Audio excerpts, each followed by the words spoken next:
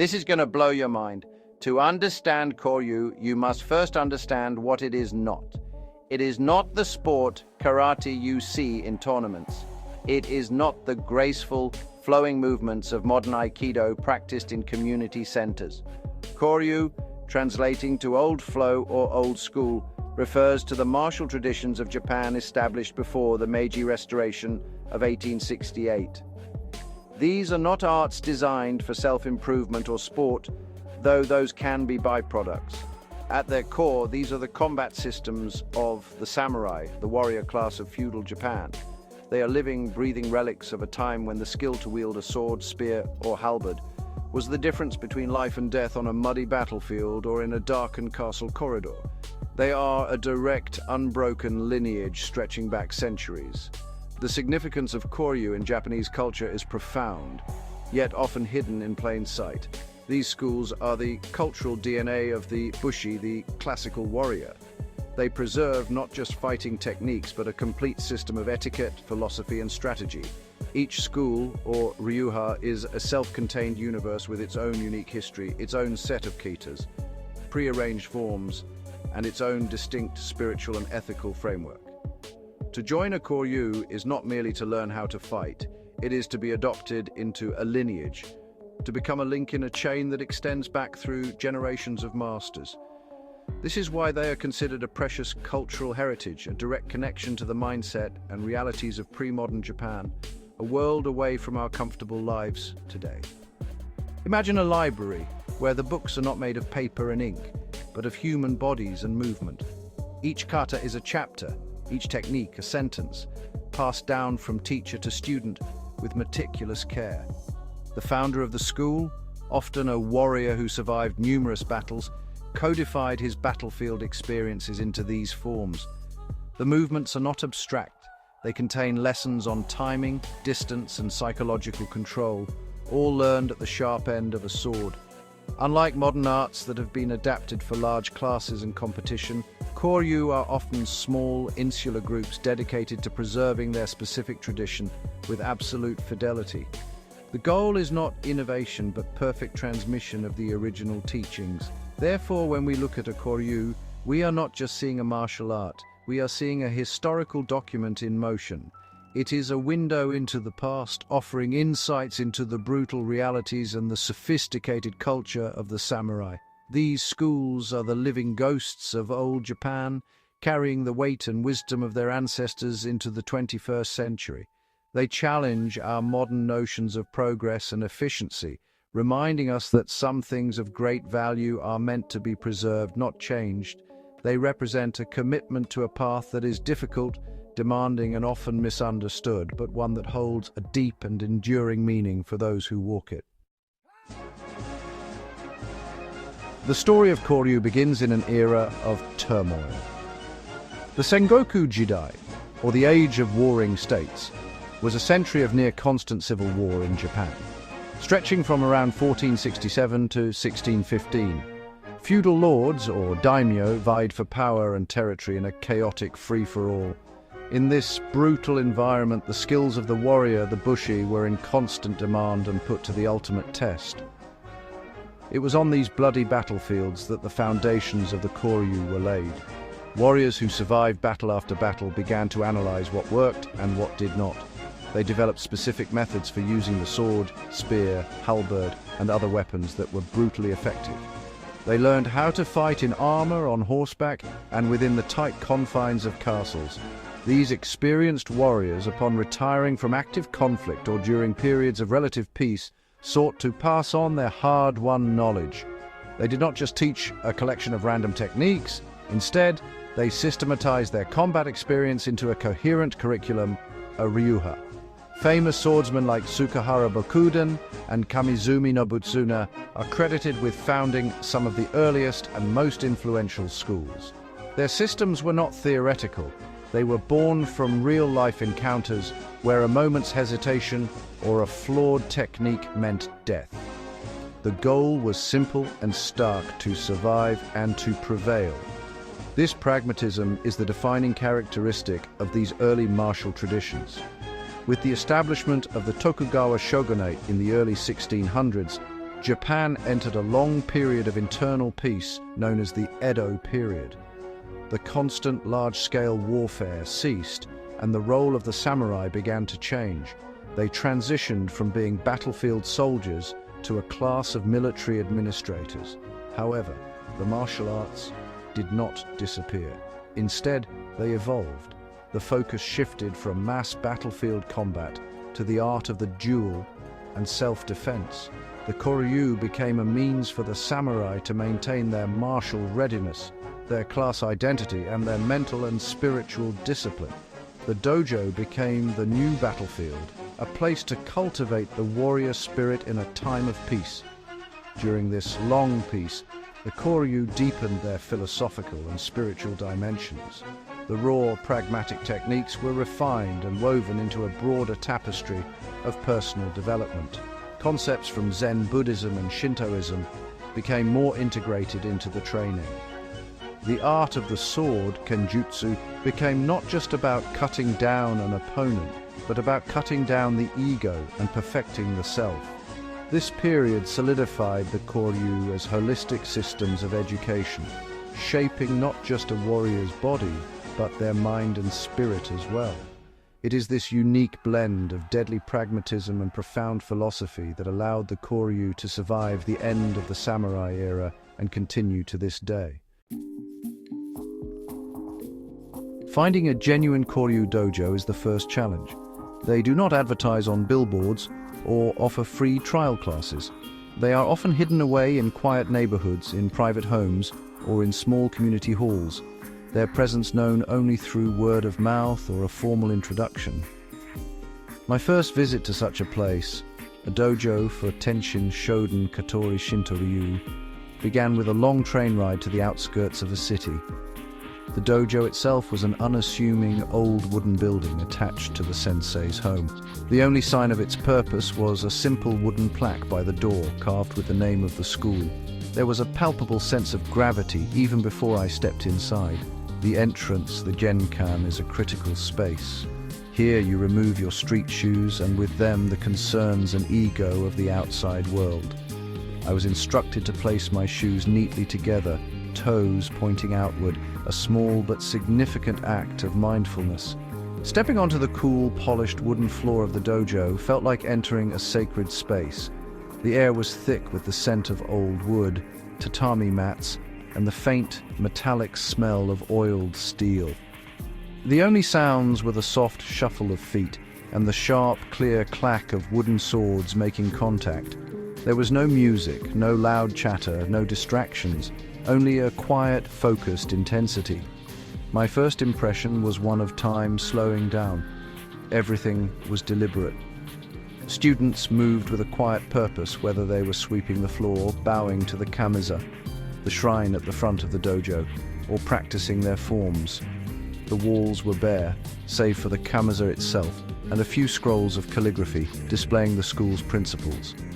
This stark simplicity is intentional. It removes all external distractions, forcing the student to focus entirely on their training and the people in the room. You're not a customer here. You are a guest, and your behavior must reflect that understanding from the very first moment. Observing from the side, I felt like an intruder in a private ceremony. The atmosphere was formal but not cold. There was a clear hierarchy, yet it was expressed through mutual respect rather than overt displays of authority. Senior students moved with a quiet confidence and precision, their every action a lesson for the newer members. The sensei, an elderly man with a powerful presence, watched everything with an eagle's eye, offering a quiet correction here, a nod of approval there. It was immediately clear that this was more than a place to learn fighting. It was a place to forge character, to learn humility, and to connect with something ancient and profound. The clothing worn in a Koryū dojo is simple and traditional. Most practitioners wear a keikogi, a sturdy cotton jacket, and a hakama, the pleated skirt-like trousers famously associated with the samurai. The color is typically a somber indigo blue or black, devoid of flashy patches or logos. This uniform serves several purposes. Practically, The hakama conceals the movement of the feet, making it harder for an opponent to read your intentions, a holdover from the days of dueling. Symbolically, the uniform erases outward signs of social status from the outside world. Inside the dojo, all are judged by their character, discipline, and effort, not by their wealth or profession. The 7 pleats of the hakama are also said to represent the 7 virtues of Budo, Jin, or benevolence, Gi, justice, Rei, courtesy, Chi, wisdom, Shin, sincerity, Chugi, loyalty, and Meiyo, honor. Ritual and etiquette, or Rei Shiki, govern every action within the dojo. Training begins and ends with a formal bow. Students bow upon entering and leaving the dojo. They bow to the kamiza, showing respect for the tradition and its founders. They bow to the sensei, and they bow to their training partners. This is not an act of subservience, but an expression of gratitude and mutual respect. It is an acknowledgement that you are entrusting your safety to your partner, and they to you, as you practice techniques that were designed to maim or kill. The handling of weapons is also steeped in ritual. A sword is never stepped over. It is never leaned against a wall. It is handled with the utmost care and respect, as if it were a living entity, a repository of the school's soul. The kamiza, or upper seat, is the spiritual heart of the dojo. It is a small alcove or shrine, often containing a Shinto talisman, a piece of calligraphy, and perhaps a photograph of a past headmaster. It is the focal point for the opening and closing ceremonies of each class. The ceremony is brief and formal. Students line up in a seated posture called seiza, facing the kamiza. After a moment of quiet meditation, or mokuso, the class bows to the kamiza, then turns and bows to the teacher, often reciting onegaishimasu, meaning "I ask for your teaching," at the beginning of class, and domo arigato gozaimashita, or "thank you very much," at the end. This simple ritual reinforces the structure and purpose of the training, reminding everyone present of their place within the lineage. These rituals are not empty gestures. They are a form of training in themselves. They cultivate zanshin, a state of relaxed awareness and constant mindfulness. By paying meticulous attention to these small details, how you bow, how you fold your hakama, how you handle your weapon, you are training your mind to be present and focused. This mental discipline is as crucial to the Koryū as any physical technique. It is the connective tissue that binds the physical movements to the philosophical principles, transforming a simple fighting system into a profound path of self-cultivation. The etiquette ensures a safe and respectful training environment, allowing practitioners to explore the art's dangerous potential without succumbing to ego or carelessness. A typical training session in a Koryū dojo follows a structured and time-honored pattern. It begins not with aggressive action, but with quiet preparation. Students might first meticulously clean the dojo floor, an act of service and purification known as soji. The session formally opens with the bowing ceremony, centering the mind and spirit for the work ahead. The initial phase of training often involves subari, those repetitive solo cutting exercises with a bokken, or wooden sword. This is not just mindless swinging. Each cut is performed with intense focus on proper grip, posture, footwork, and the trajectory of the blade. This foundational practice, it builds the necessary strength, stamina, and muscle memory, ingraining the core mechanics of the school's technique into the practitioner's body. The heart of Koryū training is the practice of kata. These are not solo performances, but two-person pre-arranged forms. One person, the uchidachi, takes the role of the attacker, typically representing the senior, more experienced teacher. The other, the shidachi, takes the role of the defender, the student, who executes the core principles of the ryuha to overcome the attack. Each kata is a set piece, a specific combat scenario that teaches crucial lessons in timing, i.e. rhythm and strategy. The movements are precise and must be replicated exactly as they have been passed down. Don't think, just copy the teacher. Your body will understand before your brain does, one senior student told me. The goal is perfection through repetition. Unlike in sports, there is no free sparring or competition in most traditional Koryū.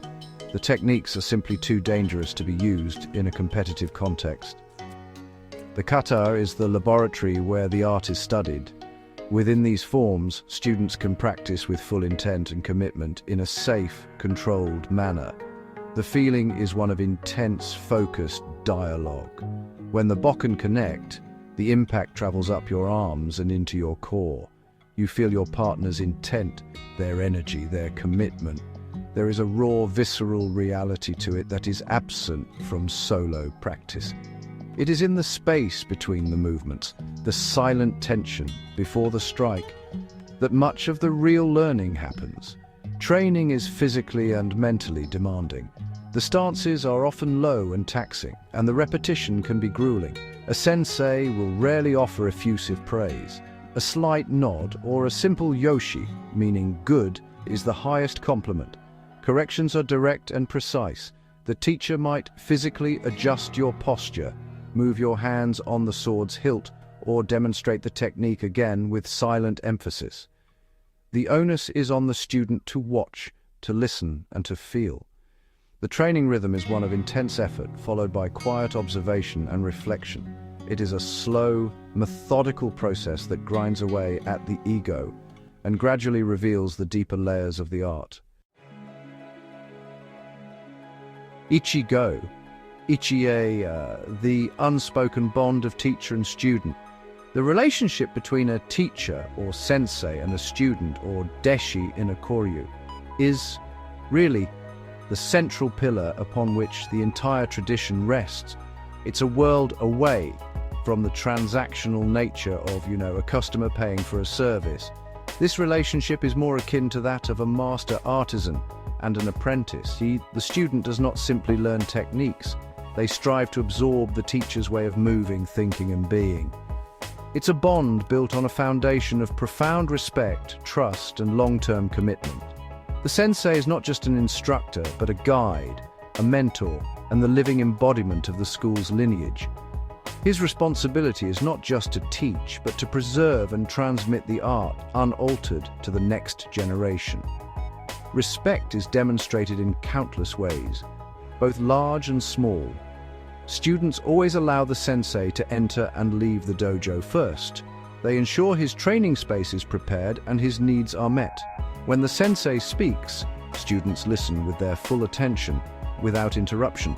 This is not blind obedience, but a deep appreciation for the knowledge and experience the teacher holds. The sensei, in turn, carries the heavy burden of his students' development and safety. He must be able to perceive each student's character, their strengths, and their weaknesses, and guide them accordingly.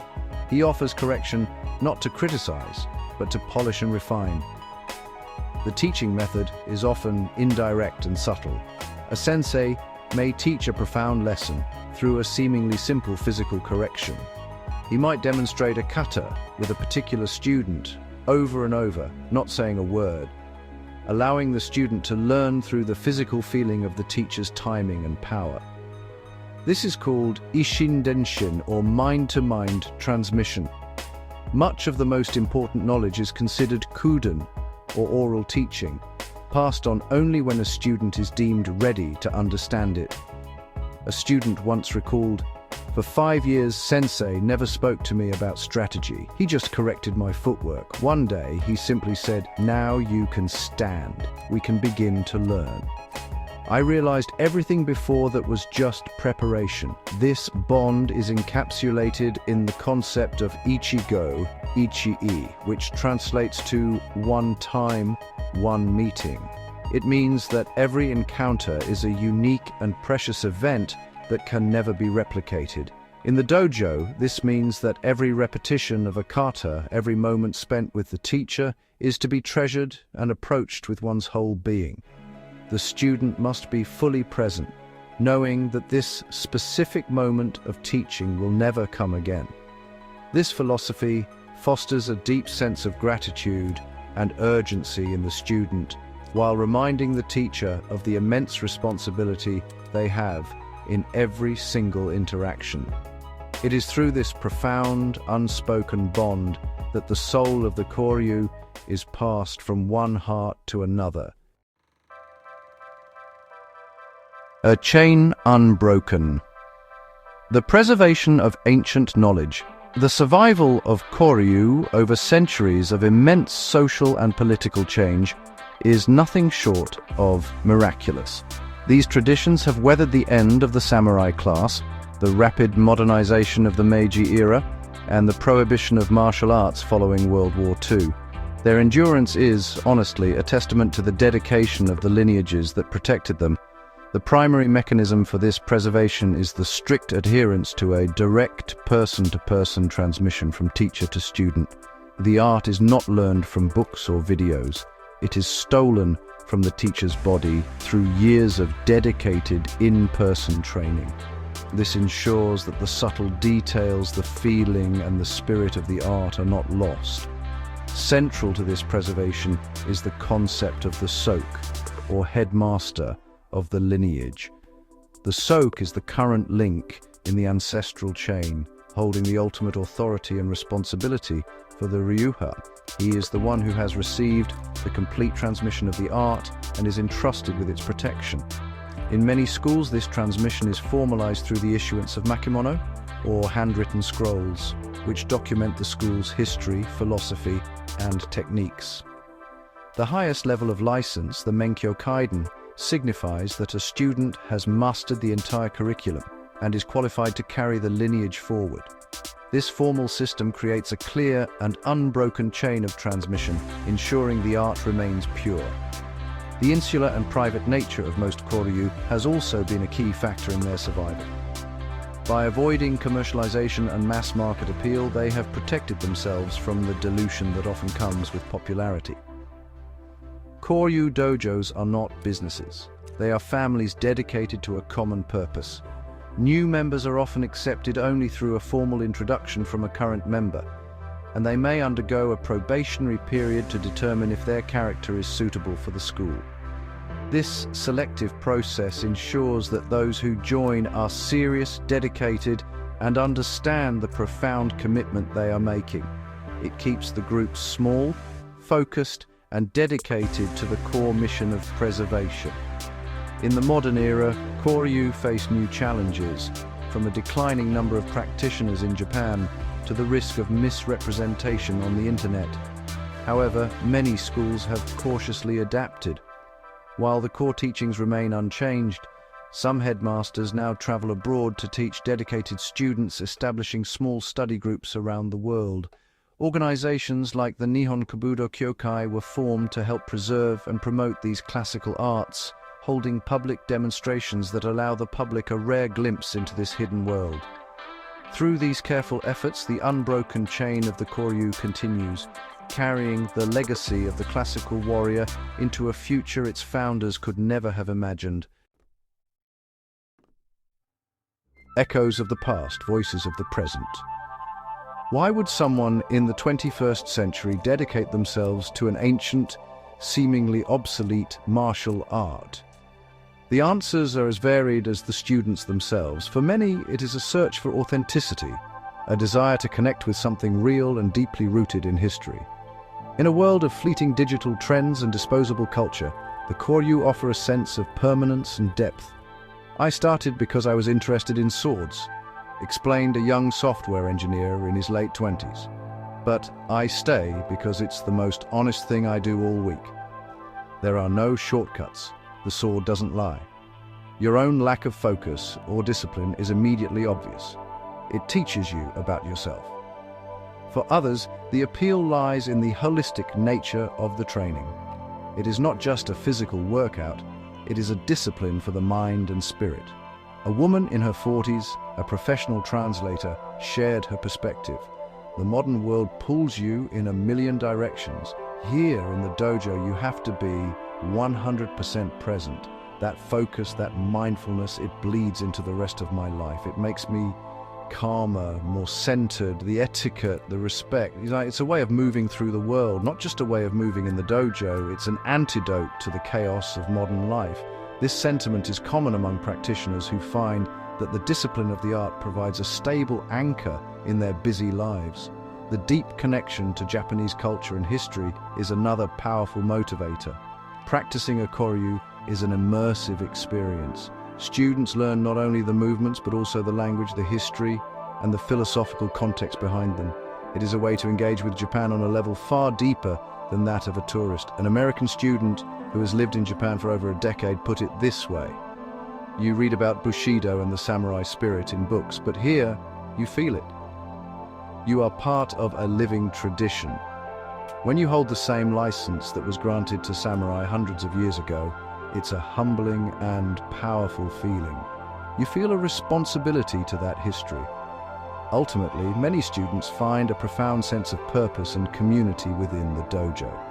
The shared struggle, the mutual respect, and the long-term commitment forge bonds that are incredibly strong.